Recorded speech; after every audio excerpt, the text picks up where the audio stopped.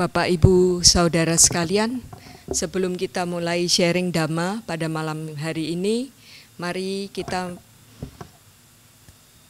menghormat kepada Guru Agung kita, Sang Buddha. Namo tassa bhagavato arahato samma sambuddhassa. Namo tassa bhagavato arahato samma sambuddhassa. Namo tassa bhagavato arahato samma sambuddhassa. Selamat malam Ibu Saudara sekalian. Salam Dhamma dan Namo Buddhaya. Ya, setelah sekian purnama ya Bapak Ibu, rasanya sudah lama sekali saya tidak sharing Dhamma di sini. Sekarang saya mendapat ini kesempatan untuk sharing Dhamma lagi, dan saya bersyukur karena masih bisa memperoleh karma baik untuk berbagi cerita, berbagi pengalaman kehidupan. Tapi sebelum saya mulai dengan sharing Dhamma saya mau buka dengan sebuah pertanyaan. Dalam menjalani kehidupan akhir-akhir ini atau sepanjang kehidupan kita belakangan ini, Bapak Ibu Saudara merasa kehidupan Bapak Ibu Saudara banyak baik-baiknya, banyak yang baik-baik atau banyak yang jelek-jelek?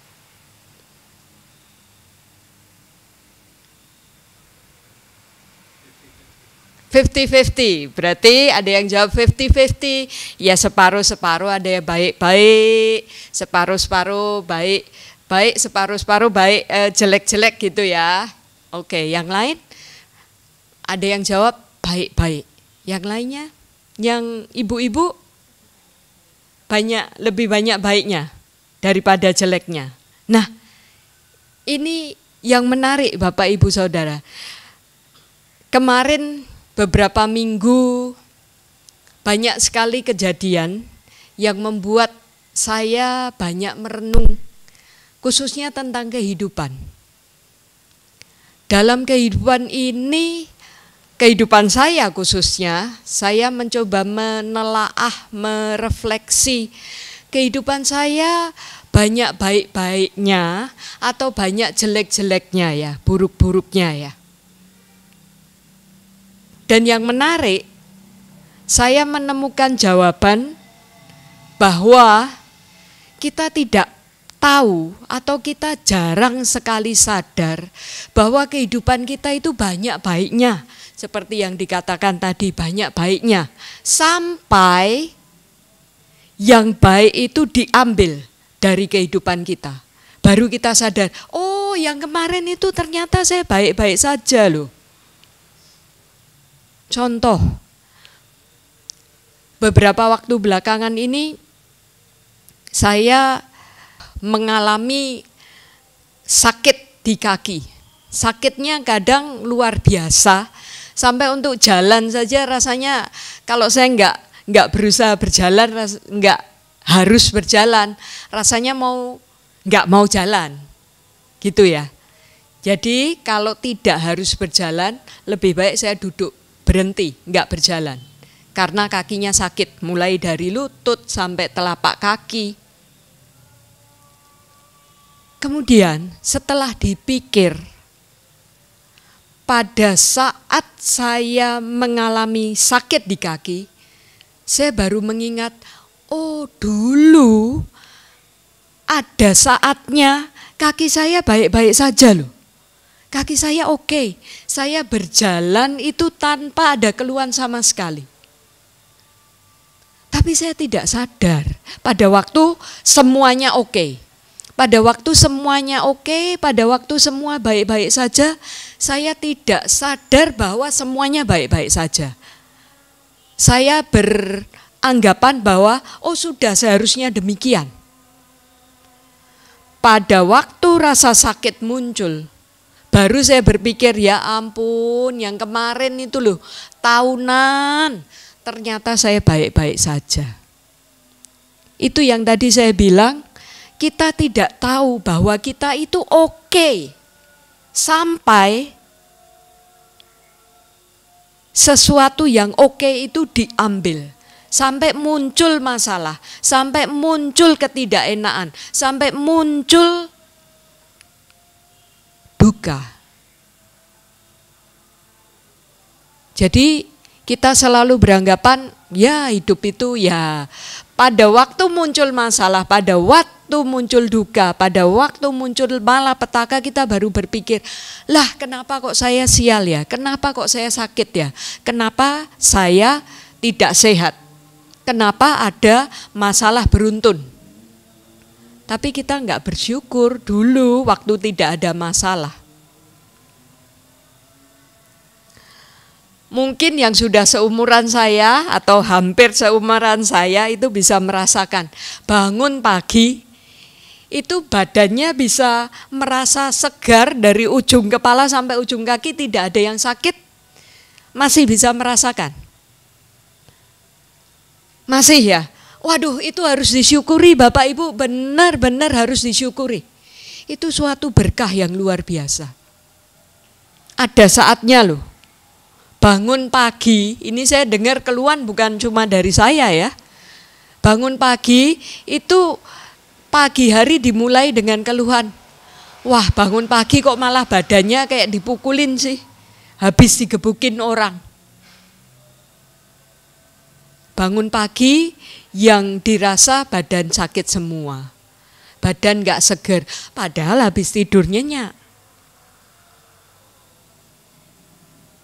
Kalau itu sudah mulai dialami,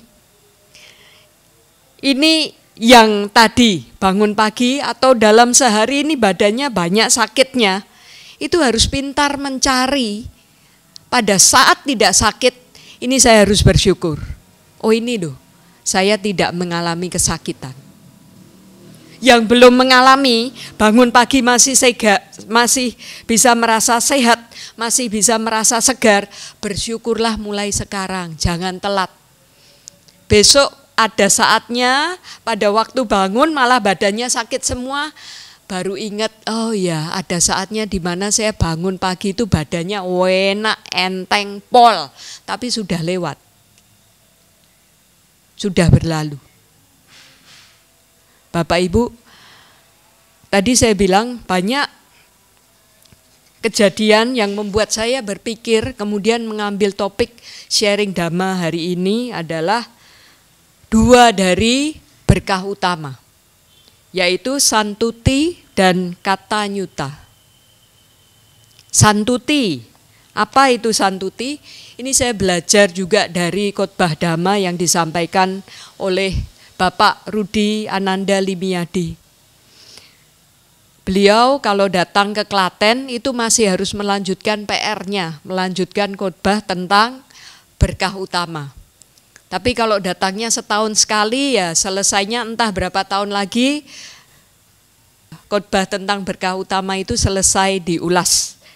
Tapi saya ambil 2 ini karena saya merasa saya sedang banyak menemui kejadian-kejadian yang hubungannya ini dengan Santuti dan Katanyuta. Yang pertama, saya beri dulu definisi dari Santuti.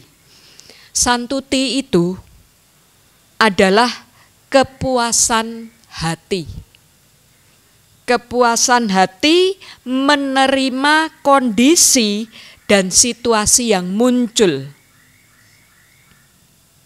dengan keseimbangan batin dan tanpa gerutuan. Jadi puas hati menerima kondisi dan situasi yang muncul dengan keseimbangan batin dan tanpa gerutuan. Ini beda dengan pasrah, Bapak Ibu. Oh, saya pasrah. Tapi kepuasan hati atau Santuti di sini adalah kepuasan hati menerima kondisi dan situasi yang muncul atas usaha. Jadi sudah ada usaha dulu, kemudian kita lihat hasilnya, kita terima hasilnya, dan kita bisa menerima apapun hasilnya dengan tanpa menggerutu. Jadi kalau bagi yang pelajar, bukannya ulangan tidak belajar, tapi ada tes, belajar baik-baik, hasilnya tetap harus remedial. Santuti adalah ya sudah, menerima dengan kepuasan hati. Tapi bukan berhenti di sini ya. Bukan cuma menerima dengan kepuasan hati, stop. Ada kelanjutannya untuk dievaluasi dan lakukan perbaikan. Tapi kita akan menitik beratkan pada poin tidak menggerutu. Setelah kita berusaha dengan sekuat tenaga menghadapi masalah, menyelesaikan masalah, apapun hasilnya, kita terima dengan tidak menggerutu, tidak menyalah-nyalahkan, tidak hanya mengingat masa lalu, andai kata saya lakukan ini, andai kata saya lakukan itu, apa gunanya? Sudah lewat. Jadi ini satu cara di mana ya sudah, saya sudah melakukan yang terbaik, hasilnya apapun saya terima. Proses berikutnya evaluasi, lakukan perbaikan. Evaluasi, lakukan perbaikan, tidak boleh lupa. Tapi titik di mana kita menerima, menyatakan puas, oke, saya sudah lakukan yang terbaik. Hasilnya, kalau misalnya orang bisnis, saya sudah lakukan terbaik, saya istilahnya apa, kulaan, belanja barang, saya jual, perhitungannya sudah matang, ternyata saya rugi. Tidak menggerutu, tapi puas. Apapun hasil saya terima. Dengan kepuasan hati, dengan rela. Ini santuti. Nah, menurut Sang Buddha, ini yang masih bisa kita gunakan sampai sekarang dan relevan adalah menurut Sang Buddha, kepuasan hati ini terhadap apa? Karena beliau mengajar para samana, para biku, dikatakan kepuasan hati ini adalah kepuasan hati terhadap makanan, terhadap pakaian, terhadap tempat tinggal dan obat-obatan. Makanya saya katakan masih relevan. Kalau kita tidak punya rasa kepuasan terhadap 4 tadi, yang ada adalah kehidupan kita isinya penderitaan. Akan muncul keserakahan, enggak terima. Ambil satu contoh, makanan. Makanan yang ada, ini yang dinikmati. Pikirannya, aduh saya enggak puas dengan apa yang tersedia di meja. Saya di meja adanya sop sayur. Pikirannya lari ke, waduh enak ya makan rawon. Nah ini sop sayur yang sebetulnya enak rasanya, jadi enggak enak Bapak Ibu. Karena pikirannya udah lari. Carinya rawon, cari yang tidak ada. Mbok cari yang ada saja. Kepuasan hati. Kemudian pakaian. Kalau kita cek bareng-bareng ya, saya juga ngecek. Kalau kita semua beli pakaian, itu karena ingin atau karena butuh? Kalau dijawab bisa menjawab dengan karena butuh, bagus. Nah manusia itu butuh pakaian berapa sih?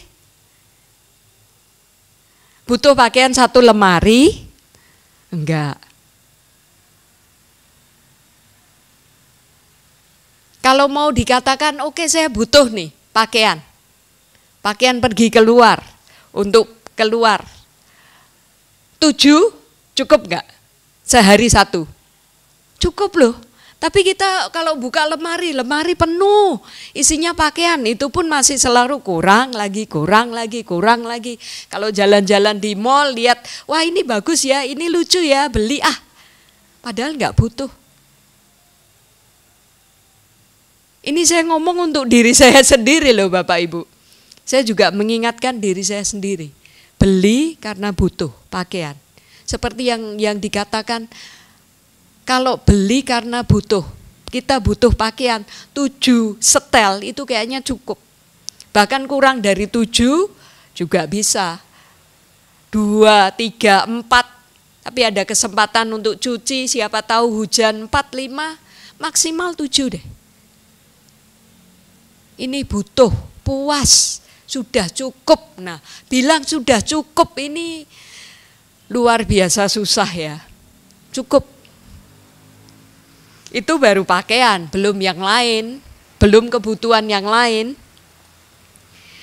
Kemudian tempat tinggal. Kalau kita bilang bagi para biku tempat tinggal ini ya asal ada tempat bernaung. Tidak perlu dengan isi-isinya, dengan hiasan-hiasan macam-macam, dengan pernak-pernik yang ya supaya kelihatan indah. Asal ada rumah, tempat bernaung, enggak bocor, bersih, sehat, cukup. Ini kepuasan hati. Kemudian obat-obatan. Ini satu hal yang menjadi kebutuhan. Semakin banyak orang sakit dan itu tadi, balik ke awal saya katakan, kita tidak pernah menghargai bahwa kita itu sehat sampai kita sakit. Aduh enak ya, seminggu yang lalu saya masih sehat-sehat saja, masih bisa jalan-jalan, masih bisa dolan, masih bisa pilih makanan yang mau saya makan. Sekarang saya terbaring sakit di sini, betapa tidak enaknya. Nah, masalah obat-obatan, Ibu, Bapak, Saudara. Saya pernah berbincang-bincang dengan seorang teman. Kami sedang mengobrolkan orang yang sangat kaya. Pada waktu orang yang sangat kaya ini sakit. Itu bukan model seperti saya. Kalau sakit ya minum obat dulu, sakit pusing atau apa minum obat biasa. Atau paling enggak dibawa ke dokter yang ada di dekat-dekat rumah gitu ya. Tapi untuk orang yang sangat kaya, pada waktu mereka sakit tidak hanya dibawa ke dokter, keluarganya charter pesawat pergi ke Singapura untuk diobatkan. Charter pesawat aja sudah ratusan juta. Kemudian biaya kamar di rumah sakit di Singapura dengan segala perlengkapannya, segala pelayanan dari dokter dan perawat itu sehari bisa puluh juta. Kemudian teman saya mengatakan, saya kalau tidak bisa memberikan yang terbaik seperti itu untuk ayah saya yang sudah tua, itu kan terbaik tuh. Charter pesawat, dilarikan langsung ke Singapura, rumah sakit nomor 1, dokter nomor 1, itu yang terbaik. Dan teman saya mengatakan, ayah saya sudah tua. Kalau saya tidak bisa memberikan yang terbaik seperti itu untuk ayah saya, gimana ya? Saya bilang, itu bukan kelas kita. Jadi enggak perlu yang terbaik harus seperti itu.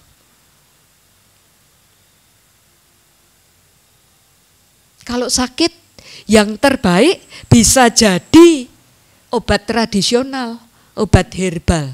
Enggak perlu dibawa terbang kemanapun, enggak perlu. Kalau sakit, obat-obatan yang dari dokter, di lingkungan kita, di dekat kita, rumah sakit daerah juga bisa jadi yang terbaik. Ini yang disebut kepuasan hati akan obat-obatan. Enggak perlu obat yang wah obat dewa, sekali minum semua penyakit hilang. Enggak. Kalau kita enggak punya, ya kita puas dengan apa yang kita punya. Asal bisa mengurangi gejala, asal bisa mengurangi penyakit. Jangan terus, waduh saya enggak bisa beli obat yang ratusan juta, enggak perlu. Daripada pikiran kita dihabiskan untuk memikirkan saya nggak bisa berikan yang terbaik, saya nggak bisa dapat obat yang terbaik, malah tambah sakit. Lebih baik cari obat yang terbaik yang bisa kita beli, yang bisa kita usahakan sesuai dengan kemampuan kita. Siapa tahu kita sembuh. Kepuasan hati terhadap obat-obatan. Nah, dengan santuti kita merasa puas, cukup. Apapun hasil yang kita terima, kita sudah lakukan yang terbaik saat ini. Perkara nanti kita mau perbaiki, hal lain. Tapi kita sudah merasakan, kita sudah mengatakan hasil ini adalah hasil terbaik atas usaha yang sudah saya lakukan. Santuti. Sekarang yang kedua Bapak Ibu, masuk ke kata nyuta. Nah, sebelum masuk ke kata nyuta, dalam Anguttara Nikaya, Sang Buddha mengatakan ada 2 jenis manusia yang jarang ditemukan dalam kehidupan. Ini 2 jenis manusia, yang bahkan 2 jenis manusia ini dipuji oleh Sang Buddha. Yang pertama adalah manusia yang mau berbuat baik, mau menolong, mau membantu orang, lihat ada yang harus ditolong, bergerak menolong. Ini jarang ditemui. Kemudian yang kedua, jenis manusia yang langka dan bahkan dipuji Sang Buddha adalah manusia yang tahu terima kasih. Nah, kata nyuta adalah berterima kasih. Karena kita tahu bahwa kita sudah dibantu. Tadi ya, hubungannya dengan nomor 1. Orang yang mau bantu, orang yang melakukan perbuatan baik, orang yang mau membantu kita itu jarang loh.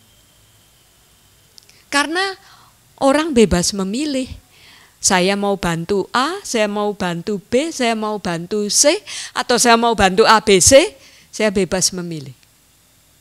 Dan kalau kita sudah dibantu, kita harus punya rasa berterima kasih. Ini juga sangat-sangat jarang ditemui. Makanya Bapak Ibu, Saudara, kami selalu tekankan di dalam dunia pendidikan, tolong anak-anak diajarkan untuk tahu berterima kasih. Dari awal, dari hal kecil, terima kasih ke orang tua. Anak-anak yang ada di sini, berterima kasihlah ke orang tua. Karena orang tua punya pilihan untuk misalnya memberi makan atau tidak, menyiapkan makan atau tidak. Disiapin makan telur ceplok terus tiap pagi. Berterima kasih. Karena orang tua punya pilihan loh, nggak usah saya siapkan makan.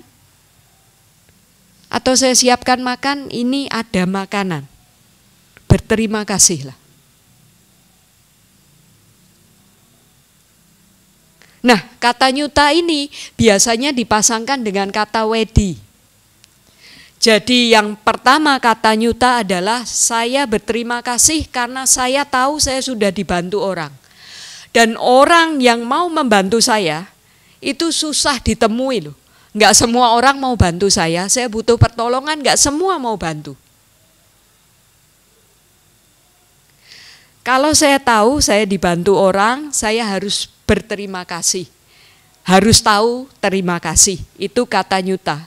Kata wedinya adalah mengungkapkan mengungkapkan rasa berterima kasih karena dibantu orang itu lewat ucapan atau lewat tindakan. Jadi dibantu, saya berterima kasih, tapi saya cuma diam. Itu belum afdol istilahnya. Kata wedinya belum ada. Kalau saya tahu saya dibantu dan saya merasa dibantu, saya merasa berterima kasih karena dibantu, bilang dong terima kasih. Lakukan tindakan yang menunjukkan bahwa saya berterima kasih. Tindakannya enggak perlu balik ke orang itu melakukan perbuatan baik ke orang itu. Bisa dilakukan ke orang lain. Nah, kita jadi untung 2 kali. Jadi rasa terima kasih ini menjadi dasar untuk melakukan perbuatan baik. Saya bersyukur, saya berterima kasih karena dibantu, saya mengucapkan terima kasih, saya melakukan perbuatan baik. Jadi kita jadi manusia yang tadi langka, 2 jenis manusia yang jarang ditemukan di dunia. Kita melakukan perbuatan baik dan kita tahu terima kasih. Kalau kita melakukan ini saja, rasanya 2 hal tadi. Kita punya kepuasan hati dan kita tahu rasa terima kasih. Sambil dilanjutkan dengan mengucapkan terima kasih, melakukan perbuatan baik. Itu jadi bulat rasanya, bulat. Kita puas, kita punya kepuasan hati, kemudian kita merasa bersyukur, berterima kasih. Karena kita merasa bersyukur, berterima kasih, kita melakukan perbuatan baik. Ini apa yang tidak luar biasa dari 3 hal ini. Ini luar biasa sekali. Kemudian untuk yang kata nyuta, dikatakan, ini juga penting. Dalam Anguttara Nikaya, Sang Buddha mengatakan, para biku tanpa meninggalkan kelima hal ini, seseorang tidak mampu masuk dan berdiam dalam jana 1, 2, 3, 4, Sotapana, Sakadagami, Anagami dan Arahat. Jadi tidak mampu masuk ke jana, tidak mampu menjadi Sotapana, tidak mampu menjadi Sakadagami, Anagami dan Arahat jika tidak meninggalkan 5 hal ini. Apa yang 5? Yang 5 yang harus ditinggalkan adalah 1, meninggalkan kekikiran sehubungan dengan tempat-tempat tinggal. Jadi enggak boleh kikir terhadap tempat tinggal. Kalau ada orang kehujanan mau berteduh, ya silahkan di emperan depan. Kalau perlu diajak masuk, kalau kita yakin bahwa ini orang baik-baik, aman. Karena kita juga harus punya kebijaksanaan pada saat melakukan perbuatan baik. Meninggalkan kekikiran sehubungan dengan tempat tinggal, itu yang pertama. Yang kedua, meninggalkan kekikiran sehubungan dengan keluarga-keluarga. Kalau biku, para biku, mereka hidupnya ditopang oleh keluarga-keluarga. Dan kalau ada satu keluarga yang menopang seorang biku dengan sangat baik, enggak boleh kikir, saya enggak boleh diam saja, biku lain enggak saya beritahu, biar keluarga ini hanya menopang saya dengan sangat baik. Itu harus ditinggalkan. Biar biku-biku lain enggak ditopang, ini keluarganya baik, menopang saya dengan sangat baik. Nanti kalau biku-biku lain tahu ditopang juga, lebih baik saya tutup mulut aja kalau ini keluarga ini baik. Biar hanya menopang saya, itu harus ditinggalkan. Kekikiran sehubungan dengan keluarga-keluarga. Meninggalkan kekikiran sehubungan dengan perolehan. Kalau para biku mendapat makanan dari Pindapata, udah disimpan sendiri, enggak berbagi dengan yang lain. Ini harus ditinggalkan. Meninggalkan kekikiran sehubungan dengan pujian. Dipuji-puji, yang boleh dipuji-puji hanya saya, yang lain enggak boleh dipuji. Ini juga harus ditinggalkan. Dan yang terakhir adalah meninggalkan kebiasaan atau watak atau sikap tidak bersyukur dan tidak berterima kasih. Jadi kalau kita tidak bisa bersyukur, tidak bisa berterima kasih, jangan harap bisa masuk jana 1, jana 2, jana 3, jana 4. Atau masuk dalam kehidupan suci. Kuncinya di sini. Bersyukur dan berterima kasih.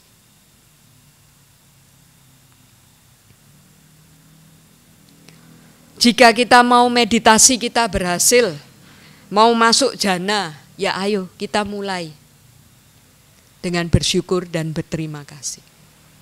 Gampang dan sangat rasanya sangat meringankan semua persoalan. Daripada berpikir ke yang negatif, yang kurang, yang ini, kita lihat saya harus bersyukur apa sih?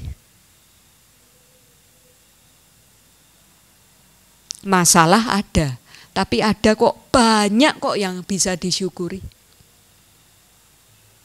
Nah, Bapak Ibu Saudara, saya akan tutup sharing dhamma saya dengan sebuah cerita.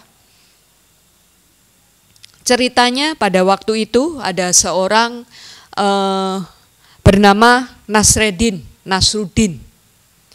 Dia suatu kali si Nasruddin ini mau mengadakan pesta di rumah. Dia butuh panci yang besar untuk masak-masak. Dan dia enggak punya. Dia tahu tetangganya punya nih panci yang besar untuk masak-masak. Maka Nasruddin pergi ke tetangganya untuk pinjam. Kebetulan tetangganya yang biasanya pelit ini kebetulan kok meminjamkan pancinya. Ya udah, kamu boleh pinjam. Sehari aja ya, besok dikembalikan.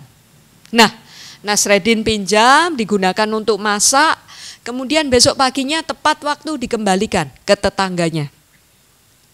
Dan pada waktu tetangganya itu menerima panci yang besar itu, dia lihat di dalam panci besar itu kok ada panci kecil. Kemudian tanya nih tetangganya kepada Nasruddin, kemarin kamu pinjam panci saya yang besar, kok sekarang ada panci yang kecil nih?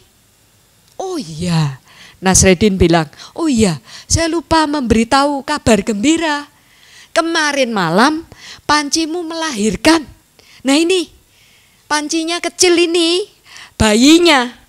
Kan bayinya harus ikut ibunya, jadi ya ini pancinya yang besar saya kembalikan seanak-anaknya. Bawa deh.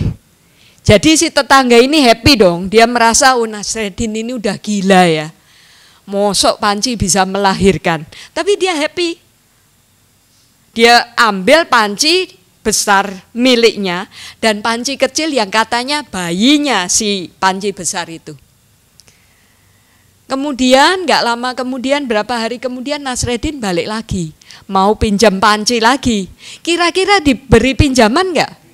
Beri dong. Kemarin panci saya dipinjam sehari punya anak 1.